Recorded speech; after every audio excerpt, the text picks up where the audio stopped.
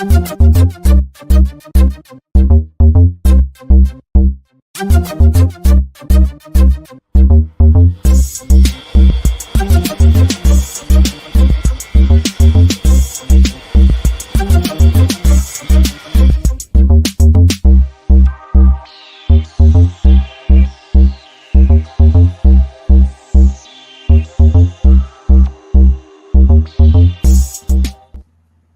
evening and welcome to Let's Talk Shop with Russ.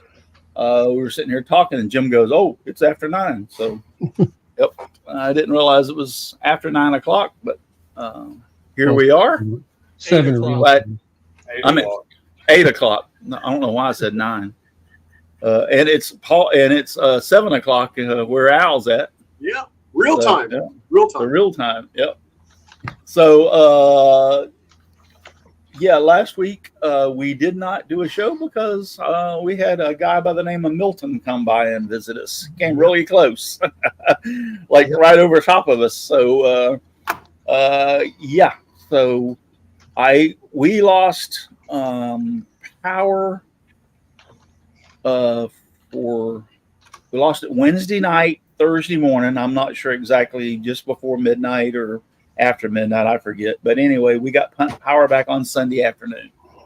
So we were without power Thursday, Friday, Saturday, and then half a day Sunday. So, and thank God for generators. And we ran our generator and we had AC. Here's the wild thing about it is this is the first hurricane, and I've lived here since 1989. I think it was, 89. I've lived here since 1989. This is the first hurricane that actually took out electric, cable, and cell phone. Ooh. We didn't even have cell phones. Yeah, it took out some of the towers apparently around in the area. We had no communication.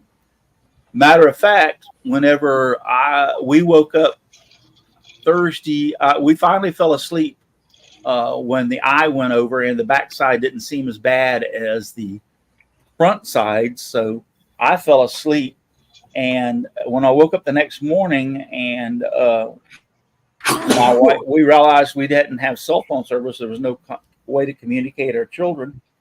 Our children pretty well live within 10 miles or less of us. So we decided to get in my truck, the big old dually, because it has 4-wheel drive and it's way up off the ground, and go check on them. So we proceeded to go check on our children because they couldn't call us. And we finally got a couple of them, and one or two of them had cell phones that actually worked. I don't know why ours was out, and they actually called the rest of them. We got one son that lives in North Lakeland. He's the furthest away, and they reached out to the kids and let the rest of the kids and let them know that we were fine and everybody was fine. And everybody's doing well. So, but very minimal. Our house, didn't tell these guys this, but I had a limb fall out from the top of one of the oak trees. It's kind of like over my shop, which has my laser and my CNC and everything in it. And the base of that thing's got to be 6-8 inches in diameter. I mean, it's a good size limb. It's directly above my shop. How it came down and never hit my shop because it's laying next to the shop. So the only thing I can think of is when it got broke off, the wind must have been blowing in the right direction, that it blew it just far enough over the top of my shop that it didn't land on my shop. But anyway, thank God it didn't land on my shop, and it missed it by, that much. Missed it by that much. That much. Yep. Missed it by that much. Yep. So it was like, that was a miracle, because when I saw the limb from the house, I'm like, oh, I don't even want to see the shop. And lo and behold, but all the leaves and moss and little tiny sticks, they're everywhere. It put moss in places that wasn't supposed to be moss in. Yeah, it's like, I mean, I got moss and it wedged it in the crack. Oh no, wait, Russ. My back door. Between the jam, No, between the jamb and the door, right? The little there, okay. it wedged it in there. The door. And I'm like, yeah. I'm like, how in the heck? You know, it's on my porch. How in the heck did he get up here? I don't know. So you're saying you got moth in the crack of your back door. Yep. Yeah, Donald, just encourage it, Donald. Just encourage it. I hope it didn't have. I hope that piece of moss didn't have red bugs. Hey, by the way, Donald, I got my pants. You said I had to have pants, right? Nothing about wearing them. I said you would be in them. Now, Chris, you didn't get any damage, right? The house is perfect. We didn't come out with a scratch on the house. I mean, it's a cinder block building. It's got to be really bad to blow this thing down. But the worst we got was a lot of limbs, a lot of water. The street was flooded. The swales that go along the street, the gutters, ditches, call them what you want, they overflowed real fast. But the water never came more than 3 feet up the driveway. That's good. So I sat in that front room almost all night watching it. No more than 3 feet. 3 God. And around 11:30, the power had gone out around 10. We got tired of sitting there staring at the dark wall, so we went to bed. Yeah. Listened to it howl all night long, but we slept like a baby. Yeah. Woke up in the morning, sun was out, it was all over, and we came out the other side in pretty good shape. And the power came back later on that afternoon. So that's basically the same thing. Oh, that's the power went out. We were up, and the power went out, and then it was getting pretty bad, and my wife couldn't fall asleep. But when once the eye passed, we got really calm, and she was like, "Is that over?" And I'm like, "No, we're in the eye." But the back side of it, because of the way it was moving, wasn't near as bad as the front side. Yep. So, I mean, we're not saying we didn't have wind and everything and rain, but it wasn't near as bad as the front side. So at that point, I decided I'm going to see if I can lay down and go to sleep. And I don't know what my wife did, but I went to sleep. She started listening for noises, like things hitting the house and stuff. Yeah. Yeah. But I fell asleep. So, we got through it pretty quick, pretty easily. This is our 4th major hurricane since we moved here. When do we get our membership cards? Come on. Exactly. But these last, I would say 5 years, we have been pretty well every year been clocked by a hurricane, it seems like. Yep. I'm like, wow. Some of them haven't done as much damage as the others, but and you got to just realize we just had Helene come through a couple of weeks before and really mess up everything north of us. We just got done cleaning up from Helene. Yeah. And I guess I had just gotten the shop back in place because I stack everything up, get it off the floor in case we flood. So I put everything back down on the floor. I got the shop up and running again, and here comes Milton. I got to put it all back up again. That would frustrate me. And then here's the icing on the cake. Just the other day, the hot water kicked. The bottom broke out, so there's water all over the floor. I got to lift everything up again. Yep. 3 times. I saw that you crazy. Chris, special.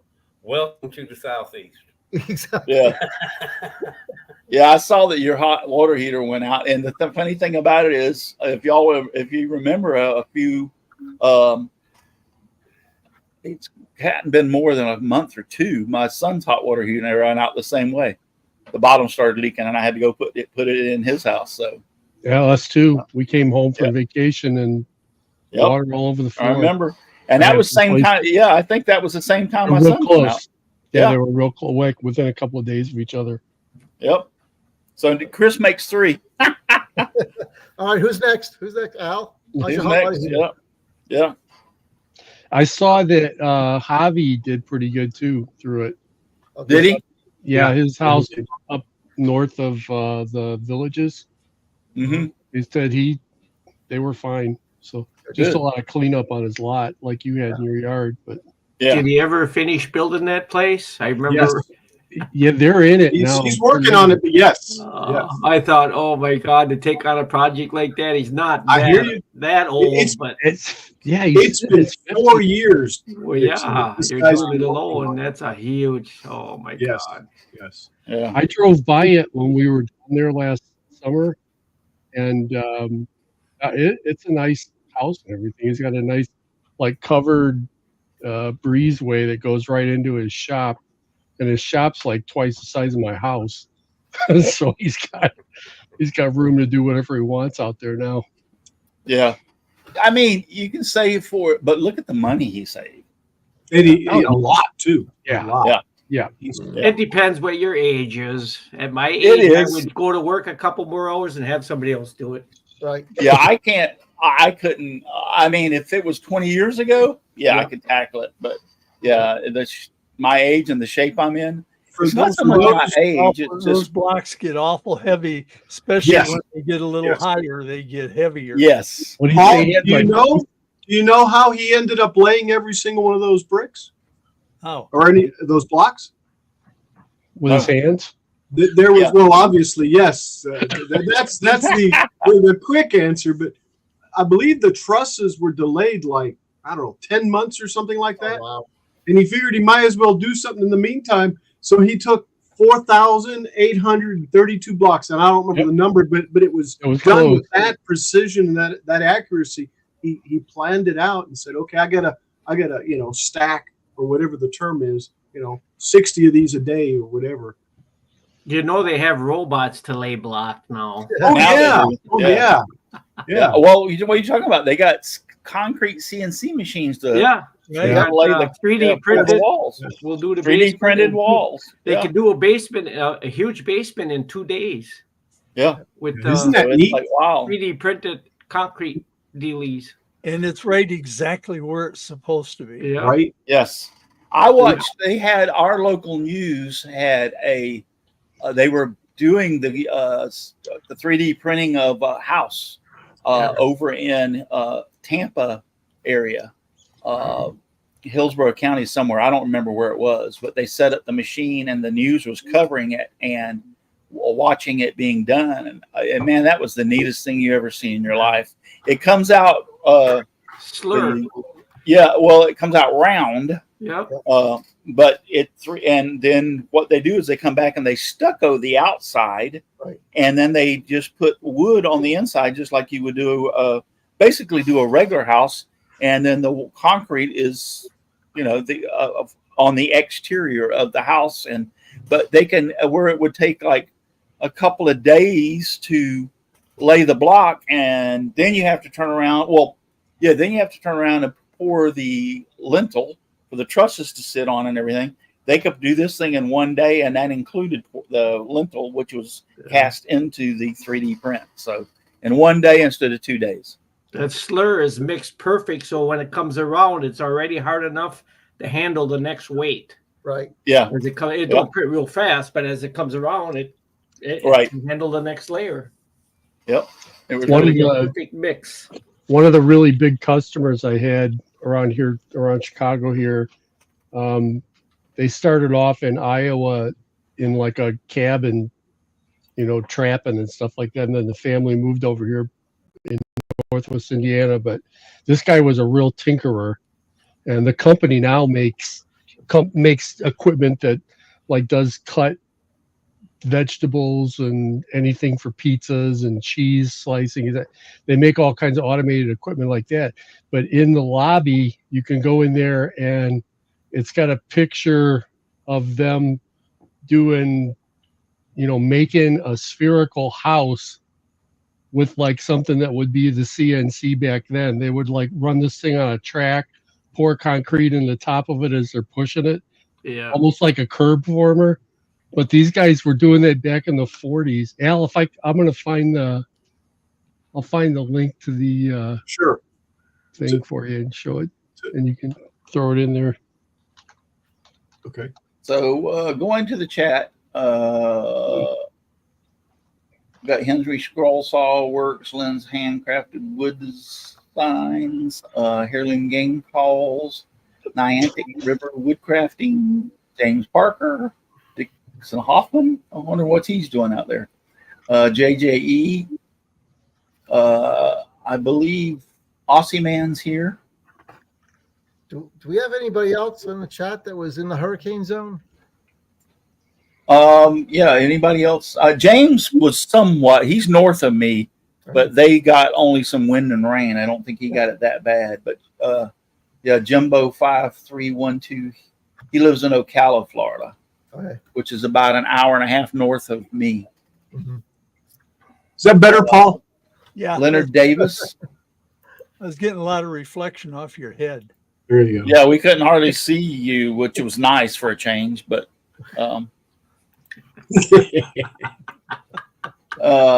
Lynn's. Oh, so You can tell who really liked that. Michelle Marcou's out there. Oh my God. The earth's going to stand still in a second. Where was I? What was I reading? Heirloom Game Calls. He's been today makes 32 days in the hospital. Wow. Yeah. Brian's really sick. Yeah, I heard he was sick. I've been kind of following him, and he's been kind of private messaging me every once in a while, and been talking to him. So yeah, he's been really, really. I think he's just now being able to start in the last few days, starting to eat or be able to eat somewhat. So yeah, and what he's eating is limited at best. Right, and it's like soft foods, like Yes, soup and stuff like that. Yeah. And Paul has no intestinal fortitude. And Dan, he said he just got his power back on. So, what in the world? What happened to your power, Dan? What happened, Dan? James said no major damage here, just some small brush and a lot of rain. Had some roads flooded. Yeah. Yep. Dan, why was your power out? Would you forget to pay the bill? Hey, that might be a reason, huh? Yeah. We hadn't introduced ourselves. Do y'all want to introduce yourself, or you think everybody knows who we are? I think they've got it figured out. Yeah, that's the reason I wasn't too worried about it. I mean, everybody that's out there is pretty well here the same week every week. So there are regulars, which we appreciate you, but I don't think you need to hear where we're, hear where to find us, because if you haven't, all you need to search for is right here. Yeah, Kilroy 79763. If we have to tell you every week, then I think there's I a don't problem. recognize Paul without his hat. Right, Paul, put your hat on. That's a nice looking hat, Paul. That's what I thought. I see it, Jim. I thought I want one of those, Paul. Can I get one of those somewhere? I can ask him. Okay. I wish I had one that said simply. What is that? 6 what? What does that say? Dan Inge from Dan Inge Woodworking said he had a windstorm. Oh, wow. A windstorm took out his power. So It does that. yeah. Well, I think if I'm not mistaken, Dan, aren't you in California? And if he is, that would make sense, because they've had some really, really bad problems out there in California, as far as they've had fires, they've had you name it, they've had it out there. Riots, fires, and mudslides. Yeah, that was it. Mudslides. Yeah, mudslides, fires. There's a line in the Buffett song saying riots, fires, and mudslides. Yeah, every time Russ better be on some good meds, is all I gotta say. Yeah. Heirloom Game Call says Florida suffers from flatlanders. What's a flatlander? Well, you asked that, so I'm waiting for him to answer. It's a person that believes that the earth is flat and not as spherical, or not Right. long. And actually, a flatlander is a person that lives on a two-dimensional surface, and when it sees a third-dimensional object, like for instance a sphere, and that sphere cuts through that plane that they live on, all they see is a circle. It's scary that Al has this all figured out. I know it. Yeah. I thought they just moved their their 3D CAD program construction plane. Yeah, they go from 2D Yeah. to 3D. And then they could start looking at stuff on the new construction plane. And they're doing softworks or whatever. Oh, I think you're talking about flat earthers. Oh, okay. Yeah. Then I had it right. Flatlanders is exactly what I explained. Yeah. Except the flat earther part where they think that the earth is flat. But actually, I've enjoyed doing road racing down here because I always get the race director warning me about the hill. What hill? What hill? it's a hill, right? I raced in Boston and all over New England. That's hills. Yeah. One race director was more concerned with a hill going up and over a bridge. Are you kidding me? It wasn't even 200 yards of uphill. You could But, coast well, up the hill, huh? If that's the racing they know. That's the racing they know. So We went. I was in Pittsburgh, Pennsylvania, and I was surprised how hilly Pittsburgh is. Oh yeah, Yeah, a lot of I was really Pennsylvania, surprised. a lot of hills. where do you think all that steel comes from? They got to dig it into the mountains. Yeah, So. they had the. They said we were going to go. They were going to take us to the mall. They had a real nice mall around there, and I was like, okay. So we're driving along, and they turn at the red light, and we go like a block, and then we start going straight up. The mall actually set on top of a mountain, so to speak, on the side of the mountain. But we went up like a couple of 100 feet, just to get to the parking lot. And I'm like, wow. And it was pretty steep, a lot steeper than any of your Florida hills. Let's put it that way. But yes, I was really shocked. And I saw the river. I guess it's the Pittsburgh River, or the river that cuts through Pittsburgh. But anyway, and man, that was nasty. Yeah. The river wasn't looked like water like I've seen it. The river didn't look like water I had seen. It was like brown. And it's supposedly because of all the iron, especially when it rains or the winter, that washes out of the mountains onto the into the river. It makes it that brown looking color. That's what they told me. So, let me see. I want Len's handcrafted signs, wood signs, says a mountain to Russ is a hill to us. Well, he's a poet and he doesn't even know it. Yeah. No, I mean, I was born and raised in Florida, so you're right. We don't have mountains here. I mean, we have some hills in Florida, and but I have been in West Virginia, Tennessee, Kentucky, Pennsylvania. So I've seen hills and mountains, and so I know what they're like. But yeah, we don't have anything really high here. And our highest point is in the center of, or over in the eastern part from me of Polk County. And that's our highest point around. Is it like But a that is phosphate hill?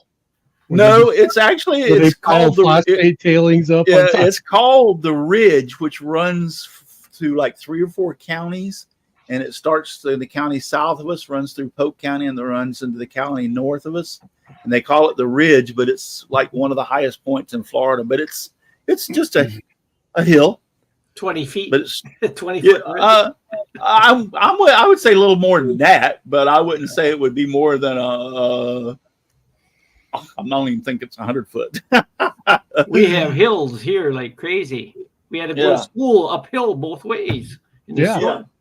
If you can fall off of it and without breaking bones, it's not a hill. Yeah.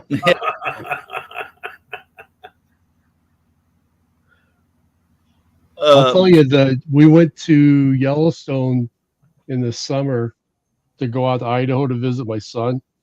And in southern Wyoming, there's a mountain pass that you can go through, and it's at 10,000 something feet. And me and my grandson were having a snowball fight in August because there was still snow up there. But then we left there, spent the night in southern Wyoming, and then drove up through Yellowstone. You want to talk about mountains, man. They just like, you're driving and just all of a sudden, it's like the mountains are just there. They're unbelievable. If you ever get a chance to go through Yellowstone, do it, because it's really, really something. Those are mountains. Yeah, I we came back from California when my son got out of the Marines, and we drove back, and we went through. Oh crap! What's the name of it? Out in Nevada, or not Nevada? In Utah? It might be. Yeah, what's the Grand Canyon? Oh yeah. That'd be cool to see too. We went to the Grand Canyon, and on our way back, and yeah. Now you're talking hills. The Grand Canyon's a hole, Russ. Yeah. Well, if you're on the bottom, it's not a hole. Yeah, I was going to say, if you're on the bottom, it's you're looking up. You know how the Grand Canyon was formed, right? I do. It was aliens, wasn't it? Aliens. Yeah, aliens. That's where they got the material. They still have a secret base there, by the way. Every time somebody goes down into the canyon, these black helicopters appear. Yeah, you stand on the side of that. So we went to a few of the places that you can drive around it, all the way around it. There's a road all the way around it. And we went to the south side of the park, and it had a big place where you could go, and you could go to the observatory and all that kind of stuff. But as we were still driving around it, they had a couple places where you could actually park and get out and walk up.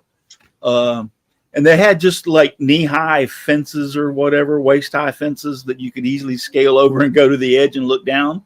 Well, naturally, I'm with a group of Marines, so guess where they're going? They're going over the fence to the edge to look down. So I went over and looked, and I was like, wow, you call it a hole, Paul? Nah, that's not the word for it. That's not the word for it. Because I ain't never seen a hole that deep and that big. I mean, it's just, they had the observatory. They had a telescope up there where you could see. And I mean, you're looking down and you realize the distance that you are. But when you look through the telescope down at the water and the river, it's actually a river. Don't look like a river from where you're at. But when you look down at the telescope, you can see the river and you can see the boulders and stuff. And it's like, holy crap, because it doesn't look like that standing up there on the side. But when you look through that telescope, it's like, wow, it's incredible. I think it's the Grand Canyon, but there's some place high up like that has a glass bridge that you can walk out. It's on the Indian reservation at the Grand Canyon. No. Yes. No. I'm not doing it. Well, do what I did then. Take a helicopter flight, which they do. They've got helicopter tours there. Take a helicopter flight down into the Grand Canyon. Now that is just awesome. I mean, you go down through there, and zing around, and the closest we have in Chicago is you can go up to the John Hancock building. That's right. It's not. That's you, right. Or you can go to Sears Tower, actually. Yeah. Not the Willis Tower. It's the Sears Tower. And anyway, stand outside. There, you can walk out on it. Not for me, man. Yeah. You could have that. I've been there, done that. See you later. Bye, Paul. See you, Paul. Yeah.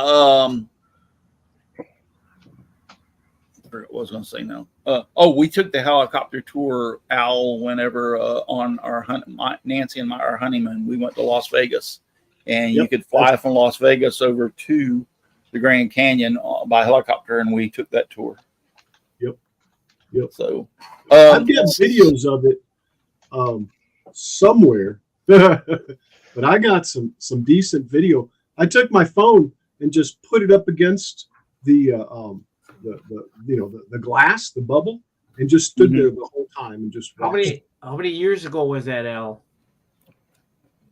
Right after the Civil War, probably. It was 20 sometime after it. I heard when you go down there, they don't allow you to take pictures anymore. That's what because I'm saying. I went to Tombstone also in that same trip. I want to say 10 years ago.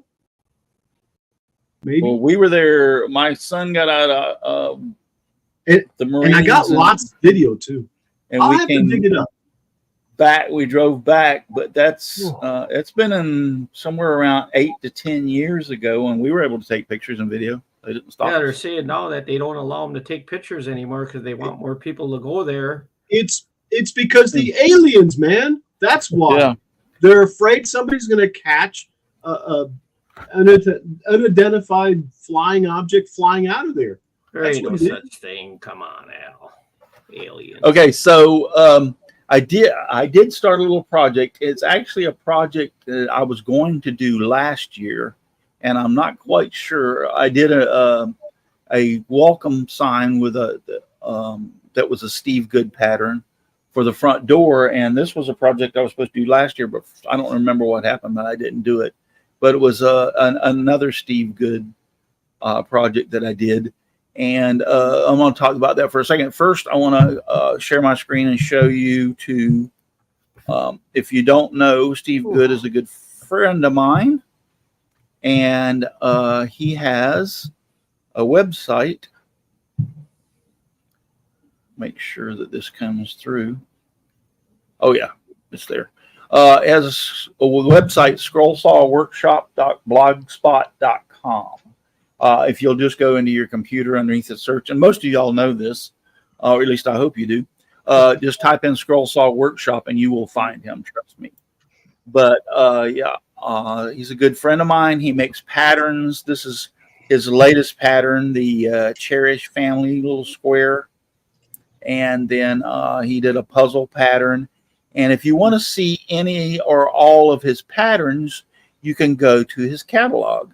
So if you look right here on his website, you will see pattern catalog. And when you click on that, it will take you to his pattern catalog. And you can type in, which I'll go back. Actually, I can do it right now. You can type in his search engine. He has categories, and I just typed in skeleton, and this is some of the patterns he has with skeletons. And this is the particular pattern that I wanted to do and didn't do it last year. And this, when you download this, it comes like this as a PDF, and you actually have to click this little download button up here to actually bring it into your computer, because it just opens it up. But this is the pattern I wanted to do. I got the catalog URL out in the chat. Okay, thank you. Now, if you notice here, he did this. This is actually Baltic birch plywood. You can tell by the edges. And I know he uses a lot of Baltic birch, and he used, I believe, 1/2 inch. But he actually gives you details on how to put the pattern together for the larger pieces and all that information in this, and shows you how to, once you get it cut, how to assemble it. And this is, and even where to put the sawtooth hanger on the back. This is the pattern. If you notice, it says 1/2 inch thick. Well, you can actually make these patterns thinner than that. He recommends, and that's his recommendation, is for the backer here is 1/4 inch, the spine bones 1/2 inch, hand bones, all this is 1/2 inch, and even the backer is 1/2 inch. And it somewhat coincides if you go back up to the side view of the actual picture, you can see that most of this is 1/2 inch Baltic birch plywood. But that's his recommendation. But this is the pattern. If you would like to download it, like I said, go to scrollsawworkshop.blogspot.com, which is his website. You can see here it says pattern catalog. Click on the pattern catalog. It will open up the first page of the pattern catalog, which I can actually do. Let me do that. It will open up. We don't really see anything other than the first screen there. Yeah, main page. Cherish family blocks on it. We haven't seen anything else with that. All we saw was the front page. Yeah. Okay. Well, I thought it was just me not paying attention, but Yeah, I'm the same way, Al. I wasn't paying attention really. Well, it could be that too, Al. I know it would have been if it was me. See if how I can. I guess I'm going to have to stop sharing and do each individual page. Okay. So let's do it this way then. Present your You didn't screen. think they was gonna make it easy for you, did you? Al, Yeah, I thought so. I thought so. Okay, share. So Chris, there you Chris is part of my my group, my clan. Once you click on the pattern catalog, this is what it would look. The first page would look like. Yeah, there you go, Russ. We can see that. Okay, I'm gonna. For some reason, I have to show each individual page. I don't know why, but yeah. So you would. This is a search engine. You would type in whatever you want to search for, or you can select the category, which is all new tools, miscellaneous, boxes, candle holders, clocks, religion, desk, whatever. There's all of the categories, and I simply typed in skeleton.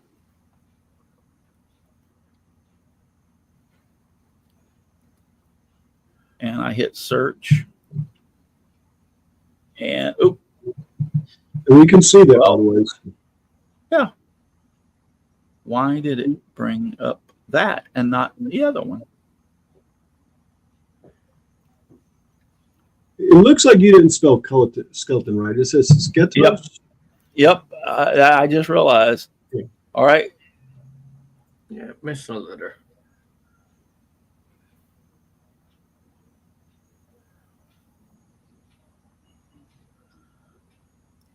Glenn says, well, that is a skeleton.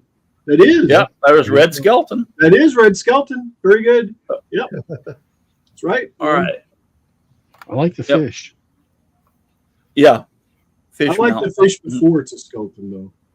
Okay. So this skeleton burst through wall was the pattern that I chose that I wanted. That one there. Yeah, that's cool. Yeah.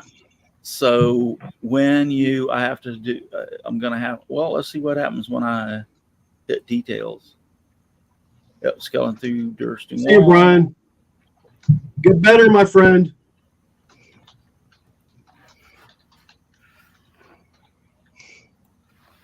So let's go back and go through present, share screen.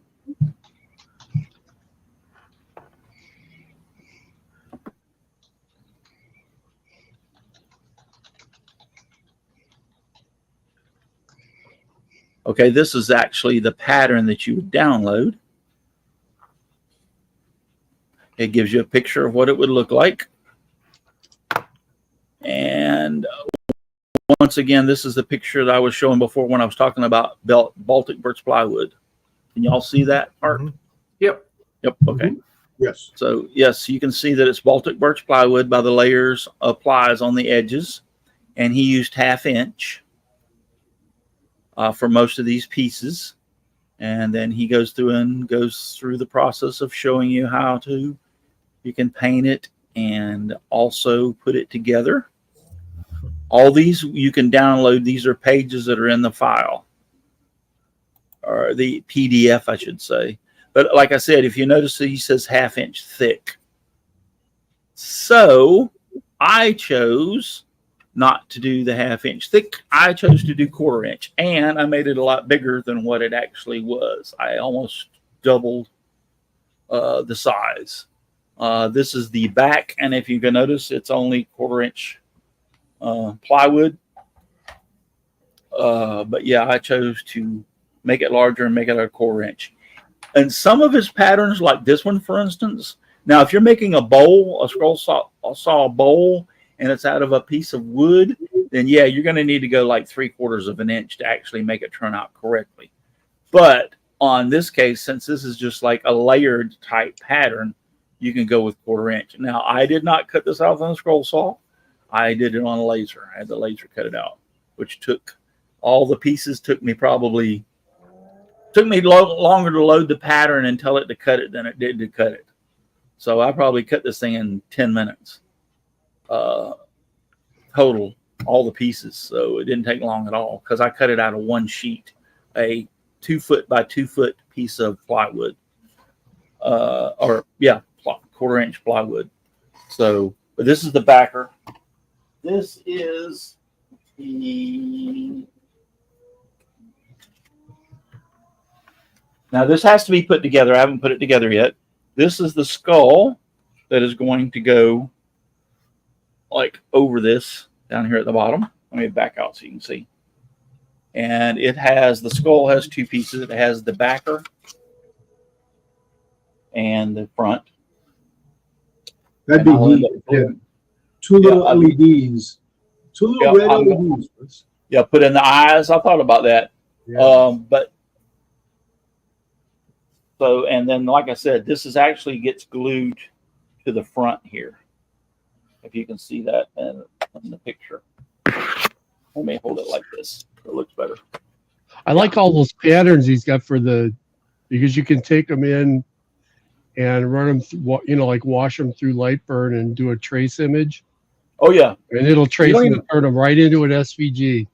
Yeah. Well, yes, they're a PDF. I see now. I import the PDF into CorelDRAW and then export it in SVG. I Yeah. like that one. It looks like Santa Claus busting through the wall. Yeah. Yeah. Yep. So, but yeah, these are fine to be done when they're layered like this in a thinner material. You don't have to use the 1/2 inch. And I'm sure he knows that. He just has a recommendation of 1/2 inch. But also, let me put the head down so I don't drop it and break it. I cut the hands out. Now the hands are going to be placed on the front right here on each side. And I know I've got them backwards because this is the left and this is the right. But they'll go down here in the bottom. Like so. It's a big one. You'll have to hang it on a door or something. Yeah. Yeah, that's the reason I made it big. I was going to hang it on the door. But yes, so cut this all on the laser. This is all spray painted white. One of the things, now this back piece, which I'm holding here, the hands do not require a backer. Only the skull requires a backer. And this piece that I'm holding here, it requires a solid backer behind the skull, which if you look in the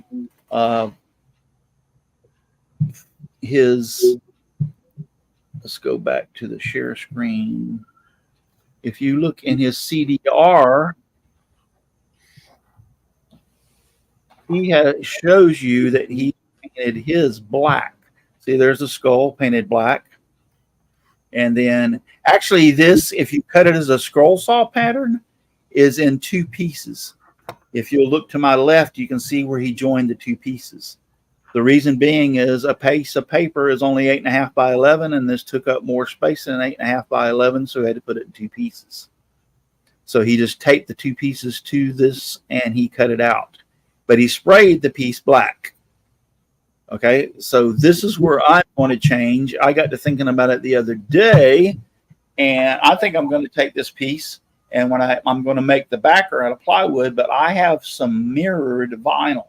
Or it's not vinyl, it's like mirrored paper.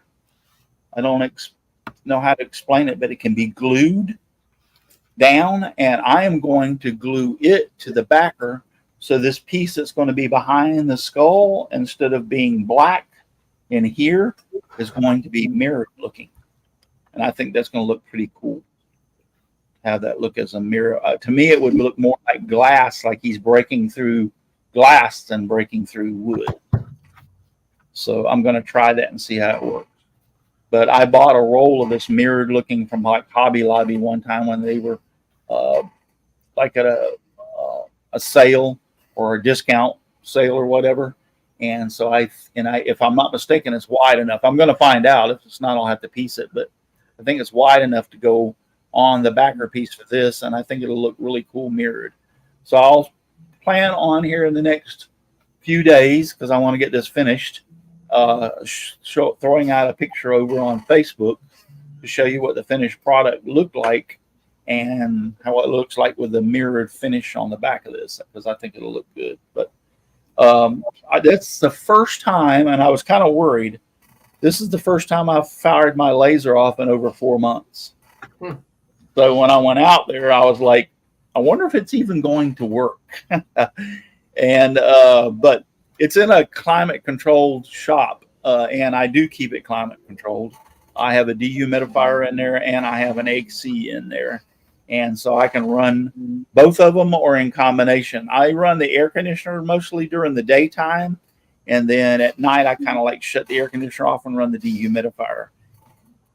And actually, I don't have to do. I could run the air conditioner 24 hours a day, because I thought the dehumidifier was going to save me money. But I checked my electric bill, and it was pretty well dang near the same price to run the air conditioner it was the dehumidifier. So I'm not really saving any money. So I could just run the air conditioner 24 hours a day. But you have to have the air conditioner on during the daytime. Otherwise, it gets too hot in the shop. Even though it is insulated and very well built, the Florida heat will still get to it. So especially if it sits for a few days. So, Heat. and yeah, and then you're talking about the moisture. So it's not necessarily the coolness you're looking for, but the air conditioner keeps the humidity at it down. Moisture is the killer. Yeah, moisture is the killer. And I have my CNC in there, and I have my scroll saw in there, and I have all my really high dollar equipment, electronics. My scroll saw is not electronics, but I usually did my scroll saw in the AC too. But the CNC and the laser definitely need to stay in the air conditioning and stay out of the moisture. So, but this is a project I wanted to do last year, and I didn't get to do it. I'm going to do it this year. So I'll pop a picture over on Facebook and show you what it looks like with the mirrored background, and we'll see how it looks. What size is that background piece you just had up there? This is 14 by 14. 14 square. Okay. Yep. 14 by 14. Yep. His is 2 8.5 pieces, but I think his is 10 by 10, if I'm not mistaken. His finished piece is 10 by 10. Yes. And this is 14 by 14. Oh. But yeah, the hands turned out really well. It all turned out really well. And once again, I hadn't used my laser in a month and fired it off. I was kind of worried about the chiller, because I really hadn't I usually put a little bit of aquarium anti-algae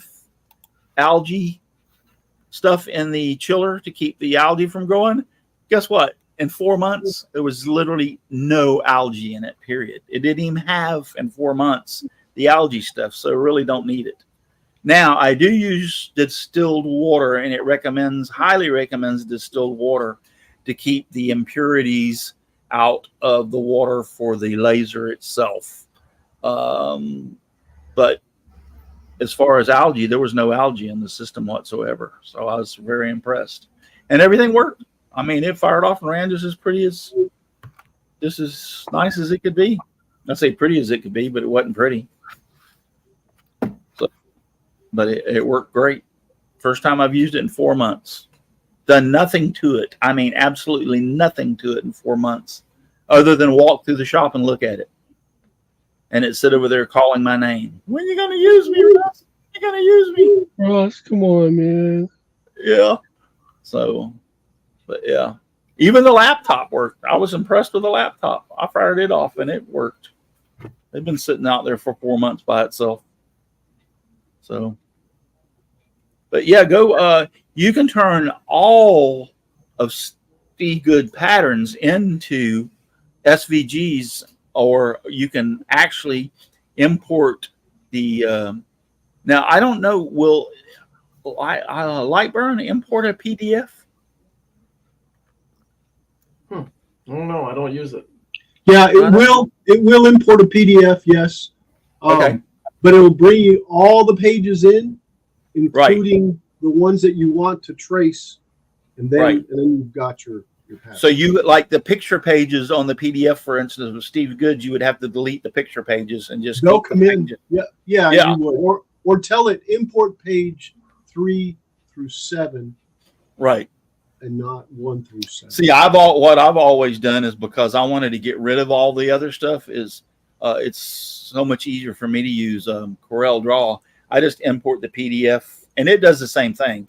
If there's 7 pages, it imports all 7 pages, and I just go through and delete each of the picture pages and keep just the pages I want. But I can go through into Corel Draw and take out all the letters too. Like when this says above the hands, it says 1/2 inch. I can take out all that stuff and pre-prep it for Lightburn and then convert it to an SVG, which Lightburn naturally will. And in CorelDRAW, I can go ahead and assign the colors to the layers before it ever imports it into. So when I import it into Lightburn, the layers are already there because it imports the colors. So Lightburn looks at the color and automatically assigns the layers to it? Yes. That's pretty slick. What I did was I went into Lightburn and I did a print screen. Now, okay, here's my thought of this. I think you need to use the monitor and the computer that you're working with to do this so that you'll use the same color scheme. So what I did was I went into Lightburn and I did a print screen. Then I took that picture and cropped it where I just had the colors along the bottom of the layers. And I imported that picture into CorelDRAW. Now I took my ink, my dropper, and actually if I wanted to assign this piece, let's say this hand, to a red layer, I would ink dropper the actual Lightburn color red, so I got the same color, and put this as a red layer in CorelDRAW. Okay. And then when I imported it, yes, it put it as a layer.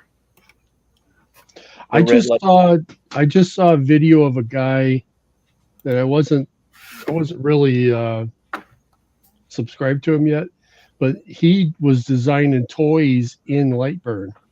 So he was doing like the whole, I need to see if I can get him on the show.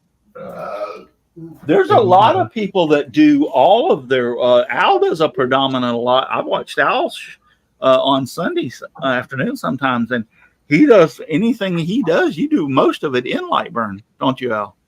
Yeah. I do. Like all those pieces for your ship and stuff. You make them up right there in Lightburn. Yeah. I'll try to trace them in Fusion, but then I get them over there and it seems like my scale's off, so I end up manipulating or redoing them even over there. Right. It's a pretty neat program when you get into it. For what you pay, it's really powerful. Yeah. For what you pay, it's partially a CAD program. CAD CAM. Yeah. Yes. Is what it is. That's why it's so. Yeah, like a 1D CAD program. Powerful for what you pay. It's a CAD CAM program partially. Yep. Yeah. Oh, it's actually cheap if you ask me. You're right. I shouldn't have said one. You're right. It's like 2D CAD. Yeah, but I'm just saying it's cheap. So I don't mind paying for it. And let me tell you, I love it. My problem is it's that I don't need to learn all that stuff in Lightburn. And the only reason I say that is because I already know CorelDRAW and I have CorelDRAW. So it's so much easier for me just to use CorelDRAW, do all my stuff in CorelDRAW, save it in an SVG, and I can still layer it with the colors like I told you how I did it, and just import it into Lightburn and burn it. I mean, now if I get in Lightburn and I'm finding that, like, when I lay my pieces out and I actually have my piece of wood laying there and I do a trace just to make sure that everything's going to fit right, and I find that something wrong, I'm not going to go back to CorelDRAW. I fix it in Lightburn. Yeah.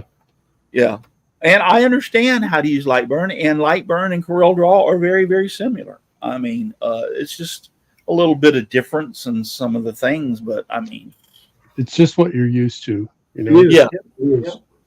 Whatever you're used to, stick with it and use it. Because FreeCAD, I like FreeCAD. And Dixon, Sorry, I'm having trouble connecting to the internet. What's the other one that you use that AutoCAD came out with that you could do? Tinkercad. Well, that's the cancel. Yeah. You could take any JPEG, like from a pattern that's a pencil drawing or anything, bring it into Tinkercad as a JPEG, and then you can extrude it 1 or 2 millimeters and 3D print it. Right. Yeah. Yep. Yeah, it's all what my science software I've been using for 40 years. Well, I got VCarve Pro, but I could actually draw something in my sign software in 10 minutes that would take maybe 2 hours in VCarve Pro. So I just bring it in, I just import all of them. I got thousands of images anyway from my sign business. So I just import it to VCarve Pro and then run it on the CNC. You got to use whatever you're used to. It's so much quicker. Right. Yeah, I totally agree that just use whatever you're used to. And like I said, that's the reason I fall back on Corel Draw, because I've been using it for so many years. You're used to it, yeah. There's nothing. I told my brother when I retired. I was going to start learning C++ for coding Arduino boards. Well, I'm glad I didn't do that. It's a waste of time. I can go to Chat GPT, write a program in 15 seconds. You just outline the stinking program and throw it in there, and I look at it. I go in there. It would have took me 2 hours to write a program in C++. So I go in the chat and I say, write me a program for 2 inputs. That's for my railroad train. The crossings come down with the timer. I just had to tell it what it was, a train crossing, and it did it in 15 seconds, and it was right on the money. I downloaded it to a little Uno, and the program ran right away. It was even time delayed, like the real ones. Everything was perfect. Right. And it took 15 seconds to write it. I said to my brother, he says, well, that would have been a waste of time to start learning more coding for Arduino. Well, if you wanted to modify it, though, I mean, it might be good to know it, but you could just look at the sketch and see what the different commands. And I do know enough already, because I played with Arduinos, that I can modify. I let that write it, and then I go modify it. I wrote a circuit for someone at work for a safety circuit for build up on what it does back and forth. Yes. That would be like what's that real popular software I used to play with? The studios used it. It's based Linux. I mean, it's crazy. That's like saying, okay, I want to learn that. Well, at my age, I'd be 100 years old by the time I learned 10% of it. By the time you start learning, your brain starts to fry out. And you forget everything you learned. I'm trying to think of that software, that Linux software that's so powerful, and everybody uses it.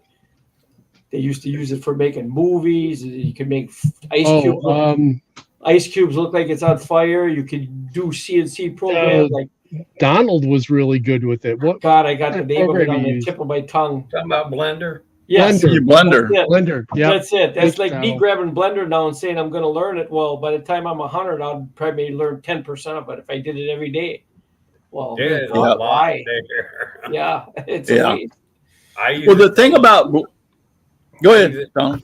I use it for a little bit of 3D animation that I do at the beginning of my videos, and the rest of the video editing, and I ain't even thought about the rest of it. There's nothing you can't do with Blender, but now with AI, holy crap, they're going to make video games that used to take 3 years and $4 million.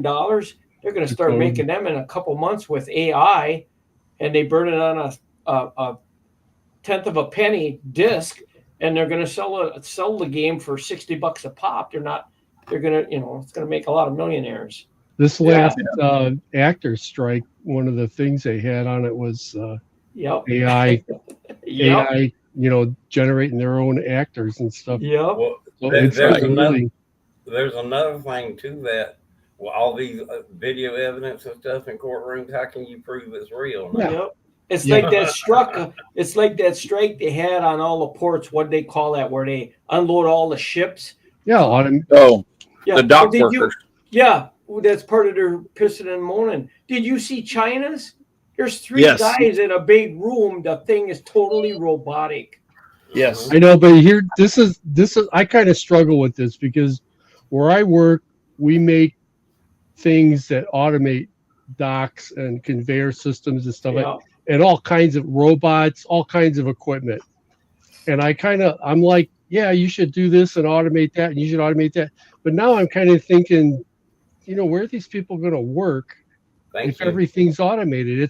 We're like at a tipping point. Where do we want everybody to not have a job from now on and be on like welfare and everything? You have to be a techie like you and I. You got to be the guy to fix it. if you're smart, you will become the technician to fix the crap when it breaks down. Yeah, but you're going to ask a guy who's 50 years old to start from scratch. You're right. So you're right. And he's not. It's not going to happen. You're right. But my point being is, not going to let it happen. When my grandkids are 80 years old, you will have to have such a thing as some kind of universal wage or something, because you're right, that's going to take effect when these robots all get out there that Elon Musk is making. Did you see that thing? I mean, I stuck in the last 2 years, I stuck 2 robots on the end of a line, and it got rid of 3 people. You know, it just keeps stacking on the pallets. I know. Well, that's $30,000 times 3 people times 6. They paid for themselves, and they don't call in sick. They don't want vacation. So it'll definitely change. The world will be. I've been saying for a long time, we're going to have to come up with a different type of economy. Yeah. We're all lucky because we're too old. We won't have to worry about that. But I'm on the other side of it now, grandkids are going to be living in such a different world. It's going to be crazy. It's like them self-checkout lanes. Lowe's, when they came to Lowe's, they were telling us, well, we're not killing jobs. We're just taking those jobs and moving them to the back. Yeah. No, they didn't. Yeah. This guy Did you ever go to China? They don't have nothing. They have phones. They go in the grocery, throw it in the cart, and walk out the door, and it gets subtracted from their account. We're working on stuff for cashiers or that nothing. too. Yeah. Yep. This thing right here, it's a 360-degree laser scanner. Yep, I know what that is. Yeah. This thing will see a pencil at 60 meters. Yep. I installed your competitors, and you can program them things. If a guy gets within 10 inches from the robot, it stops. If it gets within so many feet, I mean, I can make it do whatever it wants. It'll slow it down and go in slow motion. Then if you're farther away, it'll just run high speed. You know, there's nothing you can't do with them things. Yeah. All right, guys. Well, that's about it for the show tonight. And I just wanted to reemphasize that you can take Steve Good's patterns and turn them into laser projects if you have a laser. Really very, very, very easy. And most of the patterns that are layered, like the one I showed you tonight, don't have to be done in the thicker material. They can be done in 1/4 inch without any problems whatsoever. So it's just a thought. If you were interested, you have a laser and was like, I want to laser some stuff for Halloween. Well, he's got a bunch of stuff that are all downloadable. They're all free that you can get and download them and turn them into projects for your Halloween. Yeah. And jump on PayPal and donate them a couple bucks. Yep. Always donate him a couple of bucks. So, and I don't know if y'all heard this or not. He's been sick lately. Yeah, I heard. He had a kidney stone, and it was too big to pass, so they ended up having to do some things to help him pass it. I think they used some kind of something to try to break it up to make it smaller. I'm not quite sure. Yeah. Okay. And and he hasn't been doing very well. So yeah, he's been kind of sick lately because he was posting. I get his newsletter every morning that he posts it, and he hadn't posted it for a couple of days, and then he come back and said he was sick, and he's trying to catch up on his work and everything. During this happening to him, I was going to call him and talk to him, wish him good luck, and Milton decided to come by and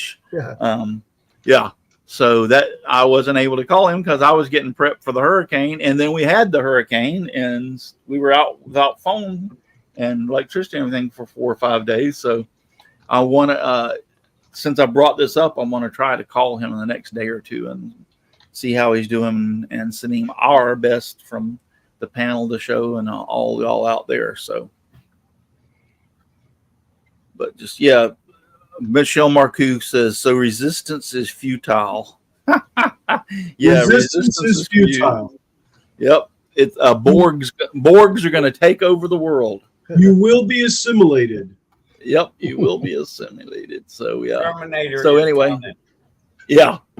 That's as soon as some of this stuff started coming up on TV about all the AI and everything, and then the other day and the dock workers striking and saying that, and then the actors saying that they didn't want AI being images as taking over the movies and all this other kind of stuff. I'm thinking, well, Terminator is approaching really, really quick. Oh yeah. Oh yeah. Oh yeah. Yep. The politicians went over to China and they tried to tell him we got to regulate this stuff, and then all of a sudden when they explain it's going to take over all your military guys, you won't need them. Then all of a sudden they said, "Oh yeah, you're right. We better regulate this." Yeah, exactly. Hey, I asked Alexa the other day when she was going to become self-aware. All she told me was she's learning every day. Yeah, exactly. All right, guys. But thank you for being out there, Michelle, Marcoux, Aussie man. Thank you for being out there. Let's go back through. James Parker, Dan Eady. Yep. Lynn from Lynn's Handcrafted Wood Signs. Leonard Davis. Brian Warners was out there. Yep. Aussie man. James Parker done said those. I'm trying to go through and find. There's another one or two that was out there, but I can't find them off the top of my Michelle head. Marcoux est là.